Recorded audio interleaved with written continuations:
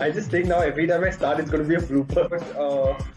We know that this is all performance enhanced. It would take away the charm. 1 in 30% of the tests that are done are actually caught doping. Erythropoietin. Sorry for the pronunciation. Also, I don't want to say anything, but Russia. I love the fact that you're straight getting into it with this Yeah, question. Yeah. no. They made doping criminal altogether. Every player can be replaced. He was the club. The Malu next takes season is- any opportunity to remind us, huh? They start becoming these puppeteers, right, in the entire system. Bebe. So the way they look at managers and the way they look at players as terms of investment is very different.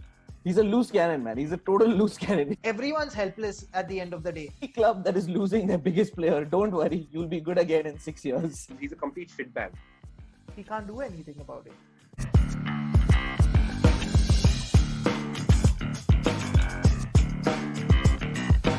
Hi guys, welcome to All About Sports, the podcast. You guys are joined by a regular host, Mazhar, Rishabh, and myself, Shubham. Our previous episode, we discussed doping in sports and doping in the Olympics and different athletes who have doped and their consequences in their career. Today's episode is going to be about football and we'll be discussing whether football players have become bigger than their club. Today, we obviously have some, not just today, we've always had world-class players who've had massive impacts on their clubs. But can those players be considered to be bigger than the club, where they can have crazy demands, where they can push the club to extremes? So that is what we'll be discussing today. One thing, we'll directly dive into this topic, and one thing which I personally feel is, and especially this has also been said by a lot of legendary managers, let it be Fergie, let it be Wenger, Mourinho, all of them in some interview or the other during their career, they have mentioned that no player is bigger than the club. This is a belief that all of them have had. In fact, even most recently, Ronaldo, Real Madrid legend, and perhaps I don't think there'll be any other player who would break his records. Whatever, we never know in the future, but as of now, it doesn't look like it. Even when he left the club, everyone was like, oh my God, Ronaldo is gone and Real Madrid are nothing without him and X, Y, Z. And at that point in time, Sergio Ramos stood up and he was like, he cryptically said that there's no player bigger than the club. Every player can be replaced, and obviously there are fantastic players who come in who have a major impact, but then they go and then other players come in as well.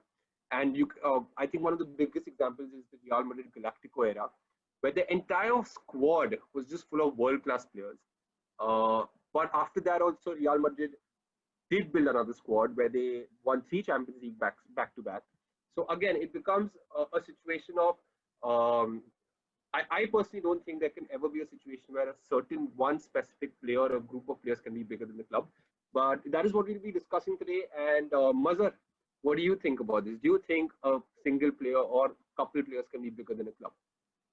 So, Shubham, perfect example is Ronaldo. I think when it comes to is a player bigger than the club, and it brings up that debate perfectly. Now, with Ronaldo, things started before Real Madrid as well, right? It started with his time with Manchester United, where he really turned over a new leaf, became this complete superstar, led United to winning the Champions League again after 9 seasons in 2008. Ferguson let go of him because, well, it came back to the fact that he said no player is bigger than the club, and it was Ronaldo's dream to leave. Now, so you can't keep him against his wishes, obviously. And but he was so integral and important. But the show goes on. United still went on to continuously dominate, at least as long as Alex Ferguson was there. I think we won 2 Premier League titles after Ronaldo as well, and we made it to 1 Champions League final after. Exactly. The Malu takes any opportunity to remind us, huh? Any opportunity to remind us of this. Oh, you specifically. I'm more than happy. I know. But coming back to that, basically, Sir Alex Ferguson proved that no player is bigger than the club because he was the club. And we see that now with Manchester United, how integral and important Sir Alex Ferguson was to their success. So, and he had a very good statement that he made, and he took it to the board when he was in charge, and he said, no player should be paid more than the manager. And well, we're seeing that change now. Players in Manchester United are getting paid more than Ole Gunnar Solskjaer. Pogba's getting paid more. I believe De Gea's getting paid more. So it's definitely becoming like that. And I think a lot of the agents are a reason for this commercialization and this money being such a big part of it, that they don't care anymore. I think loyalty is slowly dying in football as well, as we are seeing I in actually don't think basketball. loyalty exists anymore in football. Exactly, exactly. So, but Gone are those times where you have a Giggs or a Scholes or a Lampard or a Terry. It's finished. very rarely, yeah, exactly, Shubham.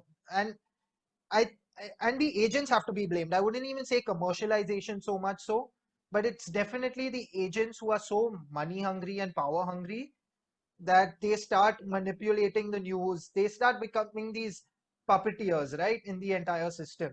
So I'm not sure you can say players particularly have become bigger than the clubs. It's the situations around it that have made it the case. I don't know what take you guys have on it, but that's my take. Just one thing, Rishabh. Sorry, just Yeah. one thing Yeah. before you say what you have to say. So, Mazhar, you mentioned, like Fergie said, that no player should be paid more than the manager. Now, here we're talking about Fergie, who was basically in charge for 27 years, perhaps the greatest manager of all time. Now, today we have Solskjaer, and we have players like Pogba, World Cup winner. He's won everything with Juve. You have David De Gea, World Cup winner. I think Euros winner as well. Won everything, pretty much everything with United, as compared to Solskjaer. What has he won? He's won nothing, right? So in a situation like that, when we're talking about salary, how do you justify telling a World Cup world class player that we can't pay you more than, like, say for example, £100,000 because your manager is getting that much salary, who's won nothing? So again, like, just because I you mentioned that understand, point, Shubham. yeah. I understand, and I agree with that. But who put the ball in the Germans' net in 1999? Ole Gunnar Solskjaer was the integral, or rather the most important piece to that puzzle when Manchester United won 3 trophies and achieved that unimaginable treble, right? The only English club to have done it. What I'm trying to say is, it's obviously there's no comparison in terms of what they've achieved as players. But if you are managing and handling players, the biggest players in one of the biggest clubs in the world, I think that directly, or rather, it's a given that they should be better paid and they are the biggest person in that club. At the end of the day, it's up to Solskjaer. If he wants to say, De Gea, no, you sit down, Dean Henderson is going to play, what can De Gea do? He can't do anything about it. So, I mean, he can throw a tantrum, and then the same Pogba sort of situation can happen where the agent comes and makes such utterly shameful statements. But But I also that's think the that max that he also, can do, right? Yeah. And Shubham, that comes back to Ozil, right? It's the Ozil's another example of that, where, well, whatever the stand is, there's political agendas involved in that for the certain things that Ozil has said and done. Maybe that's at the back. No one really knows the actual story. But Ozil's not playing. Even though he's still one of the better players in that side, Arteta took the call. He's not playing. So I want to push back a little bit on this, and here's what I will say, because I actually really enjoyed this era of players having so much power, and I think we're making a slight difference. I don't think players have become. I mean, there are, firstly, it's a small sampling of players.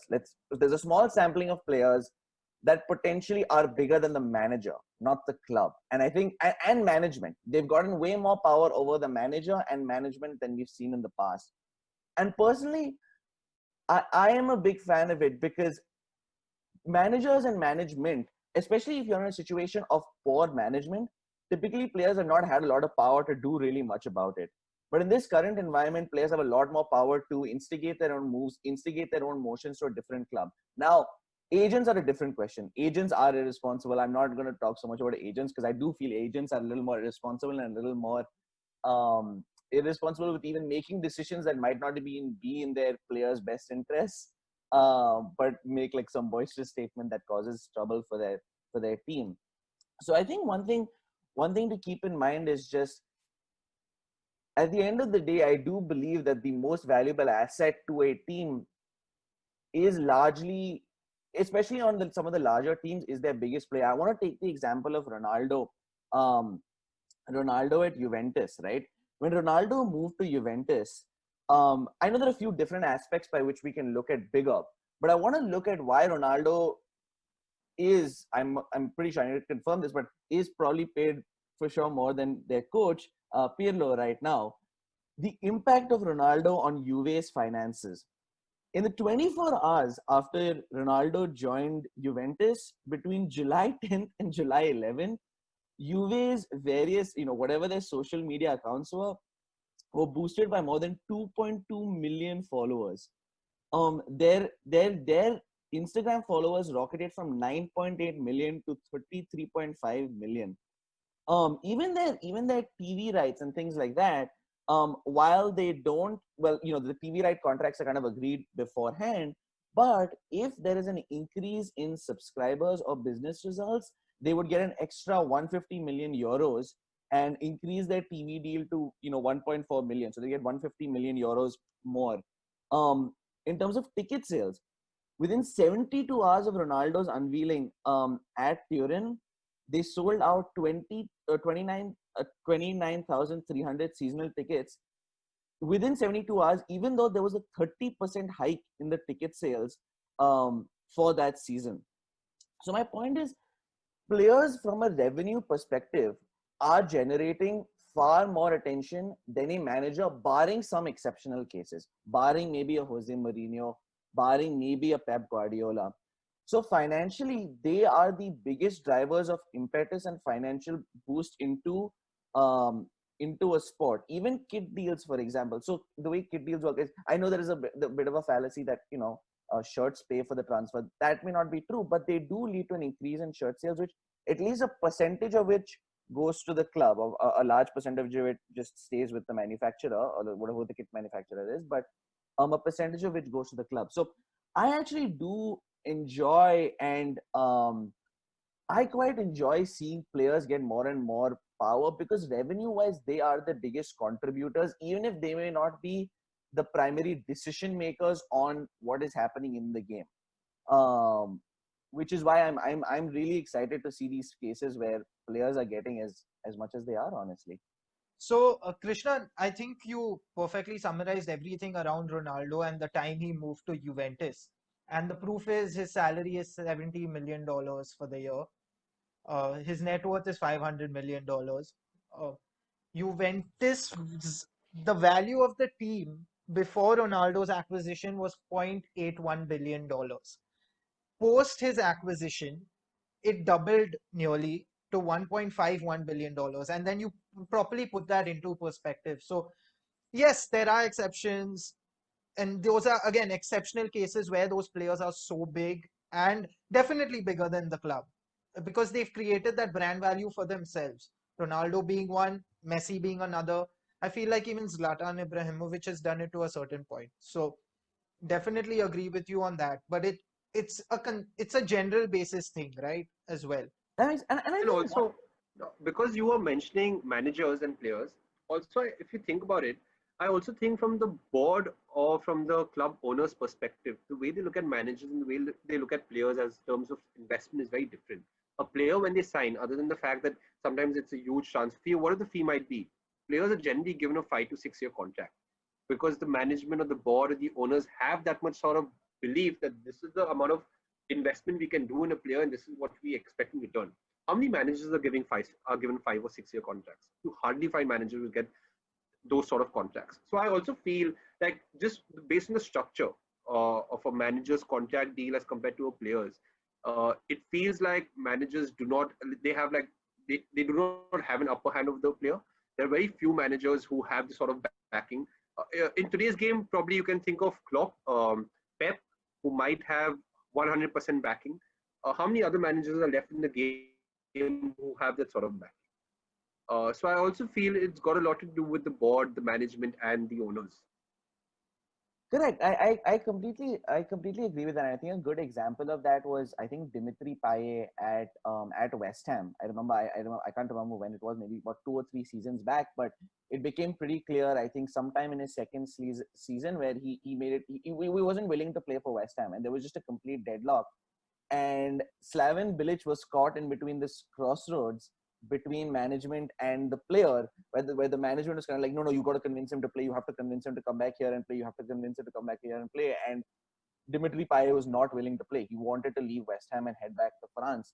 And I do agree that managers sometimes do get caught in this crossroads between management and a player. So I do admit manager power is becoming smaller and smaller as there are, because I also think management is expanding in football. We're getting more like director of football positions. There are more intermediate positions, more strategic positions in management in football that are being added in, that are diminishing the power of the manager. And another thing is immediate, like you said, Malu, the immediate expectations are now very high from managers. Very few teams are now willing to go, yeah, we're willing to give you 5 years to develop this squad. You got to figure it out in 2 to 3 years.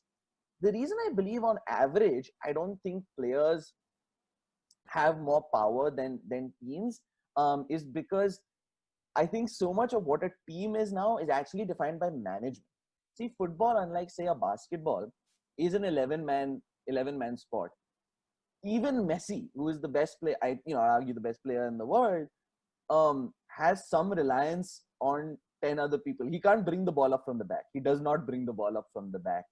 So in an 11-man team, even the person who is the best or the greatest may not have as much individual control over the entire organization. The second thing I think is important to consider is where is the club on its trajectory, correct? If you look at, say, a Dimitri Payet in Marseille, if you look at a Jack Grealish in Aston Villa, when you look at, let's say, an Aubameyang when he was at Saint Etienne, in situations like that, players start to become bigger than the club because it's a really small club, and they're obviously players who are much, in terms of value, are starting to be looked at by clubs. It's also in terms of ambition. Correct. It also becomes ambition. Correct. That sometimes the player's ability is so much more that the club that they're currently playing at, they can't cope up. They don't have the same group of elite players around that one individual player. So it becomes ambition also. Correct. So I think that's a situation where it becomes more of a question, right? Like I think maybe, Ross Barkley's last year at Everton, it was very apparent that his value is far exceeding the team. And that's when a player starts to get more power, player starts to get more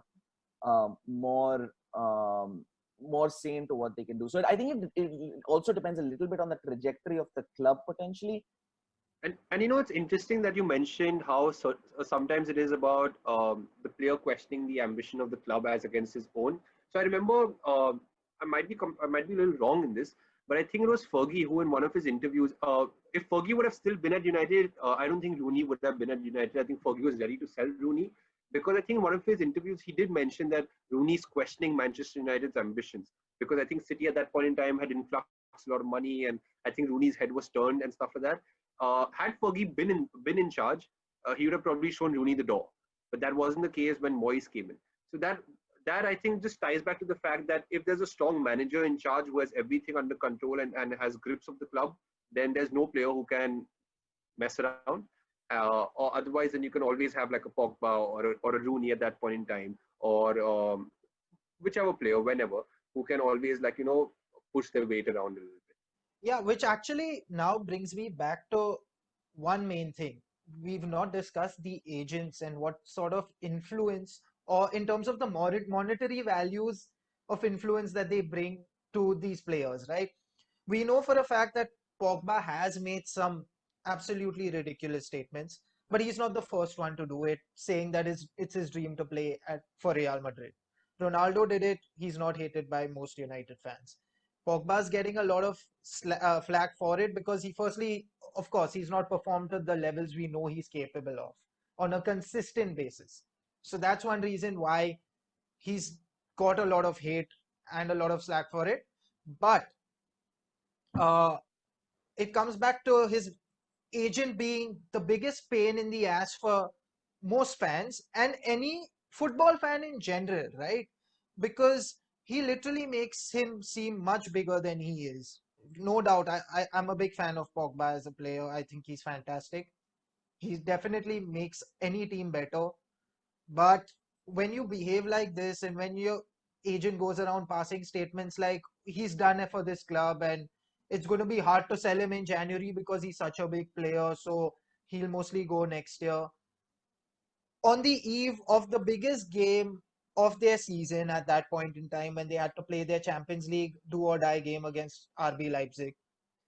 It's just absolutely at that point, even the club or someone of no matter whose stature, let's say even if it was a Pep Guardiola in that case, they're helpless, right? So those certain attributes of certain agents just make it so ugly and make it so much harder for a team to recover from that you can't help but think that the players become bigger than the club. Now, I just wanted to also mention a few things about Mino Raiola, who is Pogba's agent. Well, he's got 72 big clients. He earned $70.3 million in commissions in 2019. He has negotiated contracts worth $703 million. He has his own agency, firstly, the Mino Raiola agency, and just some of his clients: Paul Pogba, Zlatan Ibrahimovic, Erling Braut Haaland, Mario Balotelli, fine, forget about him now. Mkhitaryan, I mean, again, you're selling these players' stocks, right? Based on those 1 or 2 seasons, golden seasons they had at their previous clubs. Matthias de Ligt, well, we've just seen him after he's gone to Juventus. He's just been on the downward curve instead of upward. Um, Romelu Lukaku, Moise Kean, Marco Verratti, can go on and on about the names. United was very disappointed when Jesse Lingard went ahead and signed with Mino Raiola. There were some I think he's left. I statements. think he's left him since then. I think he left him. Is that the case? That great. I think I think that's he's now what's. being managed by his family. Oh, that's fantastic. But because United were not too happy about that, especially being a Manc boy, they did not like the fact that he had signed up with Mino Raiola. So there's also one more example that I have, in fact, and that is Jorge Mendes. Now, Jorge Mendes, for all those who don't know, is Cristiano Ronaldo's agent, but he's not the only player under him. And he earned $118 million in sports agent commissions last year. He has even more clients than Mino Raiola. He's Mendes was the negotiated. big one before RAIOLA, I believe. Yes, he was. Definitely. I mean, Ronaldo is what he is because of Jorge Mendes at the end of the day. Absolutely. He negotiated that sly contract to bring Di Maria to United. So he's a great businessman. He's not made too many of these Dude, he got statements that Bebe have to led United. He sold Fergie on Bebe. Oh God, I had no idea about that. But you Yeah, he just was look at Bebe's agent. shit, man. How? Oh my God! Look where Ronaldo and look where Bebe is. Man, you can literally respect, man. That just shows. Mendes, respect. I think that could perhaps be a great example of just agent power. The fact that he had that Exactly. much power and influence at a club that he could sell someone like Bebe. You can imagine Right. what they can do with No, world class players.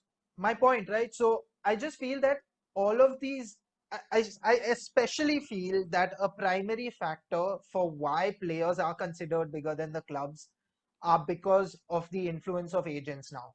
Agent power is so big that everyone's helpless at the end of the day. Like I said, right? Mino Raiola comes out, makes such a statement. What can anyone do? You can't have And Manchester United coming out and making a statement saying Paul Pogba's our player after that. You've lost the faith of everyone already. So And there's one thing very interesting that I'd like to add, especially about Mendes and Mino Raiola that you mentioned. Both these agents and I'm just talking specifically about United because I know a lot more as compared to other clubs. If you guys have any examples, please add in. But both these agents at certain times have had a lot of their clients playing for United. So when you have multiple players playing for one club, you automatically get that much more of a command or a foothold of that club, and you can sort of dictate the terms. For example, Mino Raiola at a point had Pogba, Ibrahimovic, Lukaku, Mkhitaryan, all 4 starting 11 players playing for United. Mendes at a point had Ronaldo, Nani, Anderson. Then later on, he had Falcao, Angel Di Maria, Bebe. Bebe. So he had all these world-class starting 11 players in the United team.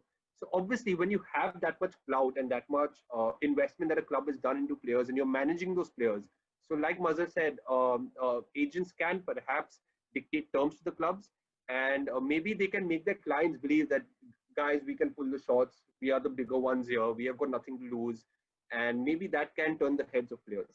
No, that I have to concede to that point. I do think, Matt, agents have given players a sense of self-importance where they believe that they can be primary decision makers in their future and go against the contract. And I think that's where the issues kind of get highlighted when there is a lack of professionalism on the part of the player and the part of the agent, is when we kind of get reminded on it. But I like that you compared those two, Mazhar, because in a lot of instances, we saw Jorge Mendes' clients, at least Cristiano Ronaldo, for example, there has been a level of professionalism he has showed in his entire career.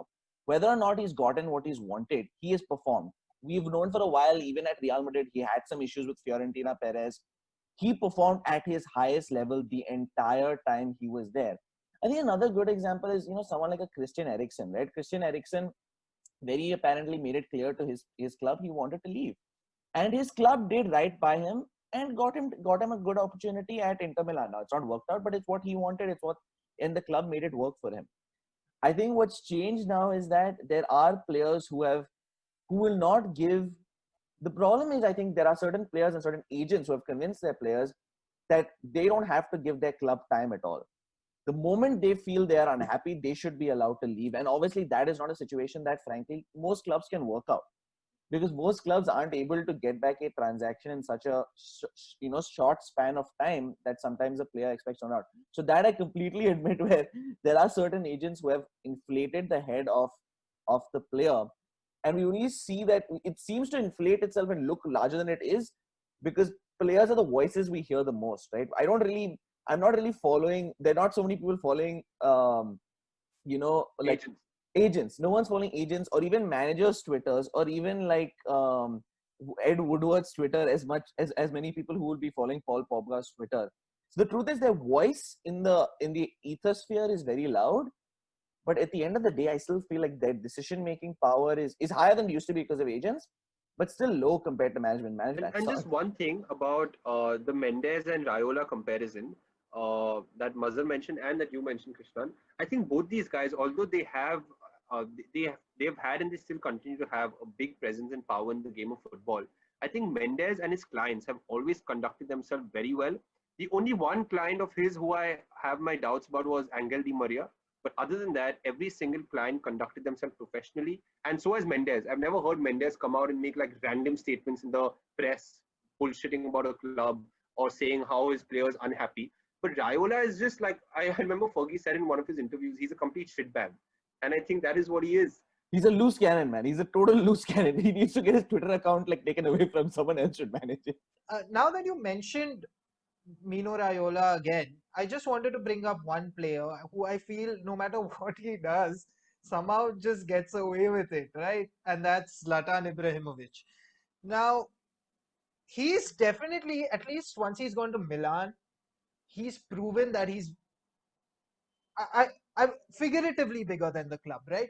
Milan pretty much didn't have much of a standing before he joined, and he's become this absolute maverick in front of goal. This is his second spell at Milan, right? Yeah, it is. Second, yep. So might even be third, maybe. I don't know. Yeah, I can't remember. I'm not sure, but he's been to so many clubs now, and all the top clubs that we've lost track only. But the point is, his net worth is $190 million. Now, okay, net worth is separate. He has his sponsorship deals. He has all of that. He's the king of Sweden in a lot of ways. But he's just such a positive influence in general. Even he was liked at United as well. He didn't leave on bad terms with the club. It was his injury that what sort of forced him out of the club. If someone like ZLATAN, I know he's cocky and all, but he does it for the fun of it, right? He says certain things because he likes to garner that media attention. He likes to be in the limelight, basically. But again, he's another player who backs it up. He's performed. Even with United, yes, his conversion rate was utterly dismal. He still got 20 plus goals for the club. He's doing incredibly well in the Serie A. He's the leading goal scorer right now. What I'm trying to say is, even he's a Mino Raiola client. If there were, he's always given 100% on the pitch, like you said. And this is where I think Paul Pogba has really been a letdown for a lot of people. That I think too many things affect Pogba mentally, and I think that mindset of his has also led to people thinking that he's become bigger than the club. I don't think so much so that it's necessary that it's only like on Mino for coming out and making such statements, but those statements have affected him also. Then No, I think that's a good point, and I think it pivots into a good point of, is the player bigger than the club? So we talked a little bit about, the financial sense and then the attention that they draw to the club. But how much impact do you think players have in terms of the image of the club, and second, the style of football of the club? I do think the area that they start to have the highest impact is actually the image of the club. That's the thing that takes the biggest hit. I think United's taken, might have taken a bit of a hit because of that. Because like we mentioned, their voice is bigger than probably any other player. In terms of style of football of the club, I think they have very little impact because the manager conducts anything. But the thing that they do affect, even if it's not maybe style, is success of the team, morale of the team, confidence of the team. We've noticed in so many instances when your biggest player is the player wanting to leave, trying to pressure their team to leave, the entire morale of the team is decreased. And very, very rarely do you see a team in that situation being phenomenally successful. But do you actually feel, Cristiano, like even some of the biggest names, like for example, Ronaldo, he left United, United still won. He left Real Madrid, Real Madrid still won La Liga. Okay, they've not won the Champions League, but they have also gone through a major overhaul. But I don't personally feel like, okay, maybe if a big player leaves, it can have an impact. Like, for example, Ronaldo leaving Real Madrid, you don't have a striker who gets you 50 goals a season. But does it really make that much of a difference in terms of the success of the club as a whole, in terms of competing, winning trophies? I think every player can be replaced, or the style of the way they play football tactically can be changed, so that maybe that player is not needed anymore because they've changed the way they play football now. So yeah, that is just the thought I have. Like, I don't feel there's ever a time where a certain player leaves the club and the club is screwed up. You can always find a replacement or change the way you play football. No, that I completely agree. I completely agree. See, style of football, I actually think the player, even when they're there, they don't impact so much because the manager really determines that. Like Ronaldo's played, like when he plays with Mourinho, he plays Mourinho's system. He plays Sarri, he plays Sarri's system. So that I totally agree. Replaceability becomes harder at the highest rungs, right? I think a Messi, Ronaldo, even potentially a Neymar, replaceability becomes pretty hard. But I do agree that yes, most teams, what I would caveat is most teams in the rung of Man United, Real Madrid, PSG, Barcelona can recover. Teams in the rung of even say an Arsenal may not have ever recovered from losing Thierry Henry. It depends on the rung you're in. It depends on which bracket of that's a great point. Mega teams you're in. Yeah, because and I think we have the perfect example also. Sheffield United. They have not changed their team whatsoever. They just lost Dean Henderson, their goalkeeper. Their style of play hasn't changed. Nothing has really changed barring their goalkeeper. But what went wrong? No one really knows, right? So then it gets you wondering, was Dean Henderson that important or integral in goal, where they just had such a chemistry in their, like, with their back four plus the keepers of five?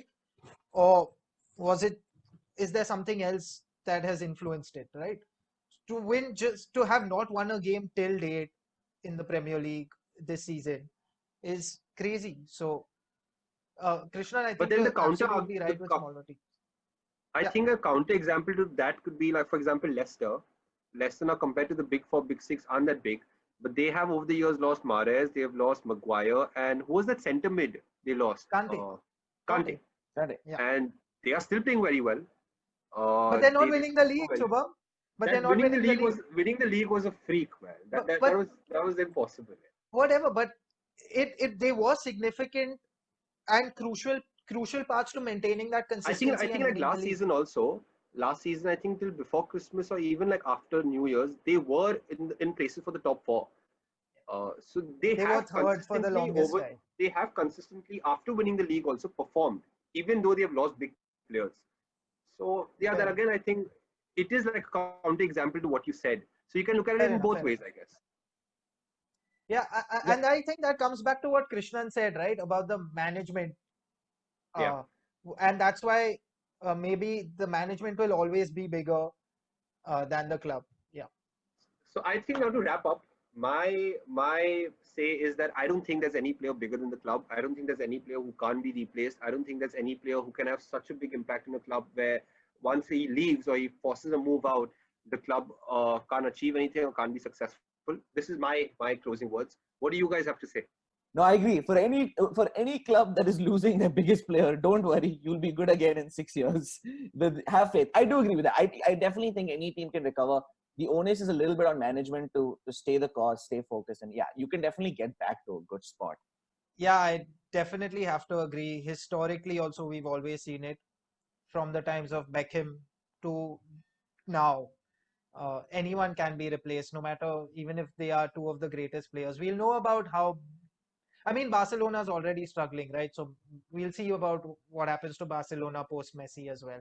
But yeah, I'm definitely on board with you guys. No players bigger than the club. It's just figuratively that they are. The only one interesting thing is commercially and specifically for two players, Cristiano Ronaldo and Messi. When Ronaldo leaves Juventus or Messi leaves Barcelona, the sort of commercial impact, I don't think there's any player who could match that or who could even come close to that. So in that aspect, yeah, you could say that this player meant everything to the club. But saying that they're bigger than the club, according to me, is a little far-fetched. But that is what we guys think. And to all our listeners tuning in and to all our viewers, please let us know your thoughts about this topic in the description below. Follow us on all our social media platforms. We are also available on different podcast platforms. So wherever you guys want to either tune in and listen to us or watch our video, please do so. Like, share, comment, and subscribe. And we'll be back again next week with another video. Till then, bye.